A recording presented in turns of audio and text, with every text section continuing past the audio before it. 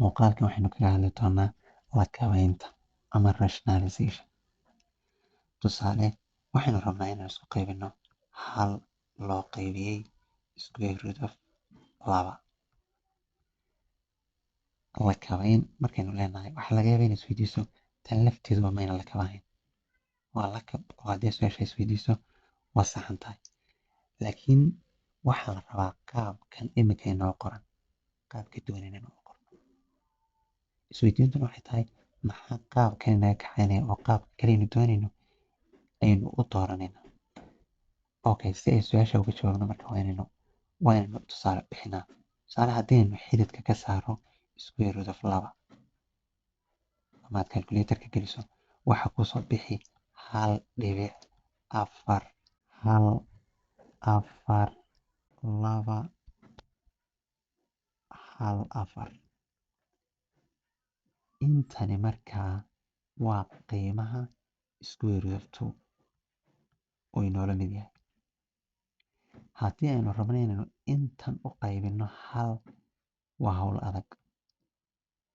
Hal ayaa waxaa loo qaybinayaa 1.4 dhibic weeye xaggaasi 1.4 intana la rabaa haddaba inaynu hal u qaybino.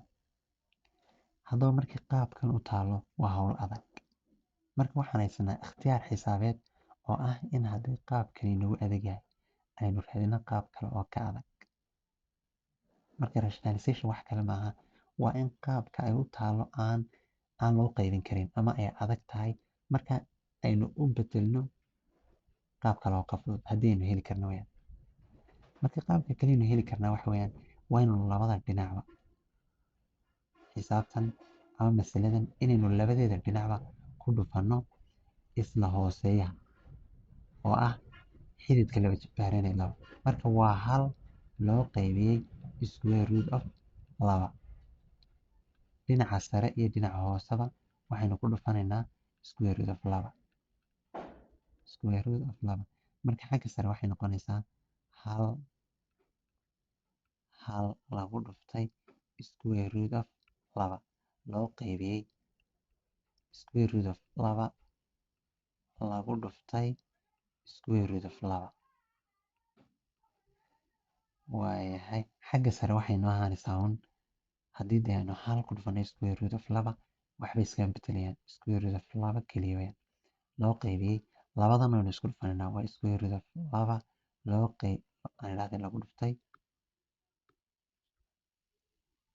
lagu dhuftay square root of 2.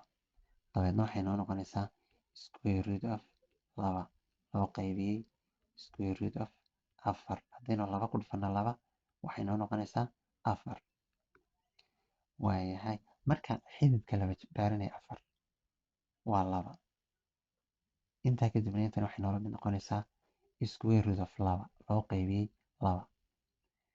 Haddaba waxaa kuu muuqanaysaa markii hore square root of 2 hadda hooseeyaha hadda sareeyaha noqday. Markii hore hooseeyo waa kan, imika sareeyo noqday. Haddaba maxay isbedelayaa haddii markii hore hooseeya ahayd imikana ay sareeyo noqotay? Wax kale isma bedelayaan, laakiin waxaa fududeynaysaa isku qaybinta. Qaabkan markaa isku qaybinayso, marka qaabka u taaleed rabto inaad isku qaybiso iyo marka ay qaabkan u taaleed rabto inaad isku qaybiso way kala duwan tahay. Labaduba waxay soo saareen jawaab isku mid ah, balse waxay kala duwan fududaanta. Micni way ka fududahay tani waxay ka fududahay tan. Okay, haddaba qiimaha markii hore hooseeyey oo ahaa 1.4 dhibicdaas cadilo markay 4 1.4 2 1.4 loo qaybiyey 2 way ka fududahay intan. Micni waxa fudud intana fudud oo labadu waxay soo baxayaan waa isku jawaab. Waxayna soo baxayaan 0.7 waxba raacsan, marka waxba sii raacsan meeshan nagu filan, laakiin waxba sii raacsan. Okay, bal marka tan isku dayado ka war haddaan idhaahno 2 loo qaybiyey square root of 5. micni waa hawl adag markay qaabkan u taala la isku qaybinayo. Laakiin waxaynu u dhigi karnaa qaabkan qaab ka fudud oo aynu isugu qaybin karno. Waayo sidii aynu markii hore yeelnay oo kale labada dhinacba waxaynu ku dhufanaynaa hooseeyaha. Waxaynu odhanaynaa sidaynu hooseeyaha meesha uga saaro wax kale maaha, waxaynu sababtaynu hooseeyaha ugu dhufanaynaa labada dhinacba keliya waa inaynu hooseeyahan meesha ka saaro oo aynu u bedelo sarreeyo. dabeedna intan waxay noola mid tahay square root of 5 lagu dhuftay square root of 5. labadan waynu isku dhufanaynaa waxay noola mid noqonaysaa markaa 2 lagu dhuftay square root of 5 loo qaybiyey square root of 5 lagu dhuftay square root of 5.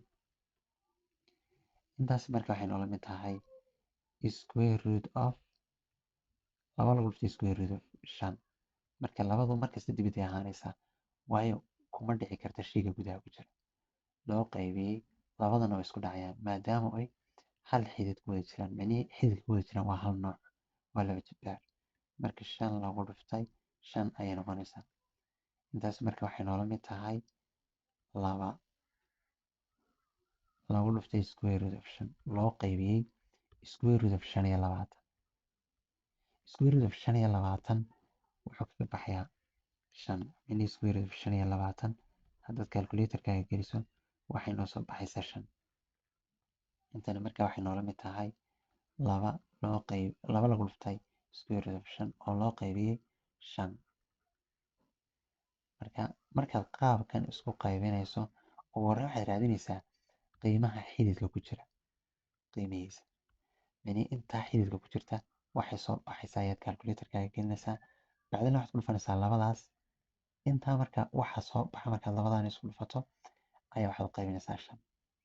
balse markaad tan raadiso qiimaha ay leedahay square root of 5 qiimihiisa markaad raadiso ee aad 2 u qaybiso waxaa ka fudud marka aad labadan isku dhufato ee aad qiimaha 5 u qaybiso.